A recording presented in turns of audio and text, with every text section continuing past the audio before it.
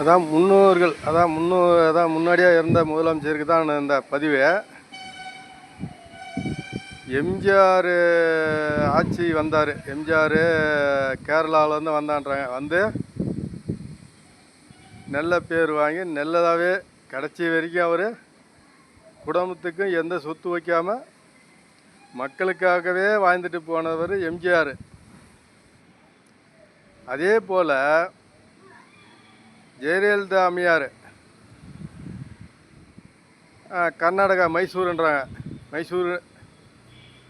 அவங்க வந்தாங்க. அவங்களும் வந்து இங்கே ஆட்சி ஆண்டாங்க. ஆனால் அவங்க குடும்பத்துக்கு எந்த சொத்துமே யாருக்குமே இல்லாமல் மக்களுக்காகவே வயசிட்டு கடைசி வரைக்குமே அந்த அம்மையாரும் அனுபவிச்சிச்சு. மக்களுக்காகவே வயசிட்டு போச்சு. யாரும் அவங்களுக்குன்னு அவங்க குடும்பத்துக்கு எந்த சொத்து வைக்காமல் வச்சுட்டு போயிடுச்சு. மக்களுக்காகவே குத்துட்டு போயிடுச்சு சொத்து பூரா. கலைஞர் வந்தார். 65 வருஷமாக கலைஞர் சம்பாரிச்சு அவங்க குடும்பத்துக்கு தான் சேர்த்து வச்சுங்கிறார தவிர மக்களுக்காக எதுவுமே சேர்க்க. அதுவும் அதிகமாக வந்து இந்த வன்னீர் சொத்தும் இந்த அதான் வந்து எஸ்சி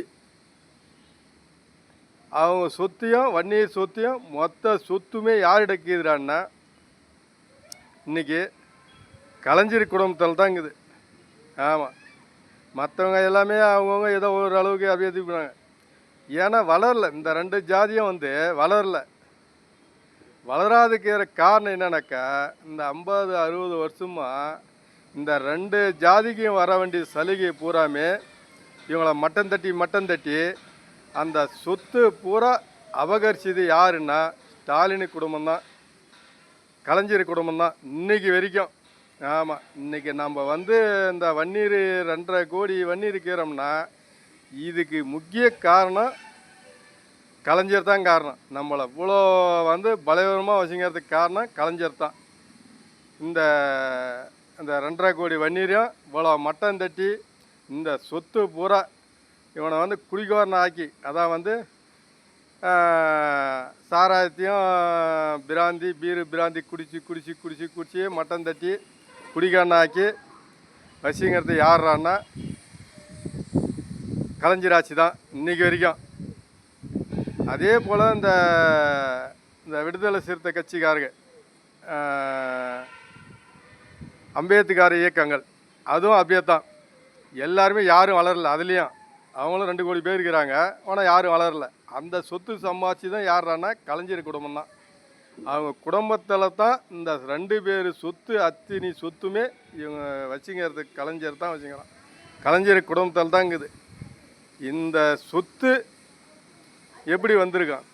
நம்மளை 2 பேருமே ஓரங்கட்டி 2 பேரும் சண்டை மூட்டி இந்த சொத்தை பூரா ஆட்டையை போட்டு வச்சுக்கிறாங்க. இவங்க தான் ஆட்டையை போட்டு வச்சுக்கிறாங்க. பேரன்லேருந்து கொள்ளு பேரன்லேருந்து பேத்தியிலேருந்து பேரன்லேருந்து மகன்லேருந்து பிள்ளையிலேருந்து அவங்க குடும்பம் எத்தனை பேர் இருக்கிறாங்களா? இன்றைக்கி 300 பேர் குடும்பம். அவங்க குடும்பம் 300 பேர்னால் அது நம்ப வீட்டு சொத்து தான் இருக்குது.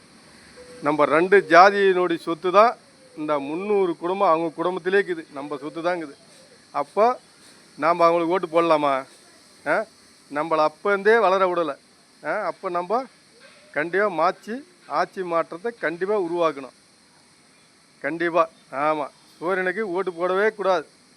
மக்களே நல்லா புரிஞ்சுங்க. நம்ம சொத்து தான் ஆக்கிரமிப்பு பண்ணி வச்சுக்கிறாங்க. அவங்க 300 குடும்பம் அனுபவிச்சுக்கிறாங்க நம்ம வீட்டு சொத்தை. நம்ம வன்னீர் சொத்தையும் இன்னும் ஒரு ஜாதி அதான் 2 கோடிக்கிறாங்க அவங்க. அந்த 2 கோடி நாம் ஒரு 2.5 கோடி 4.5 கோடி மக்கள் சொத்து. அதான் வந்து கலைஞர் குடும்பம் 300 குடும்பம் தான் போயிச்சுங்குது. நம்ம சொத்து தான் ஆக்கிரமிப்பு பண்ணி வச்சுக்கலாம். இந்த சொத்து மக்களே பார்த்துங்க. நம்மளை இப்படியே தான் வச்சுருப்பாங்க கடைசி வரைக்கும். அவங்க ஆட்சிக்கு வந்தால் இப்படியே தான் நம்மளை வச்சுருப்பாங்க. ஏதோ ஒரு இலவச கொடுக்குறேன்னு சொல்லிவிட்டு 500 பொருள் 5000 சொல்லி கொடுத்து அதையே நம்ப வச்சு நம்மளை இந்த அளவுக்கு மட்டம் தட்டி வச்சுக்கிறதுக்கு காரணமே இந்த கலைஞர் குடும்பம் தான். இதை பார்த்துங்க மக்களே, உஷாராக இருந்துங்க. ஓட்டை கரெக்டாக பார்த்து போடுங்க. தெளிவாக இருங்க. இந்த முறை வந்து ஆட்சி மாற்றத்தை கண்டிப்பாக மாற்றணும். நம்ம வீட்டு சொத்து தான் எல்லாமே. நம்ம மக்கள் பார்த்து ஓட்டு போட்டு ஆட்சி மாற்றத்துக்கு கொடுங்க.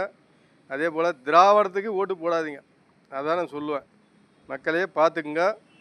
நன்றி, வணக்கம். நம்ம அரசியல்.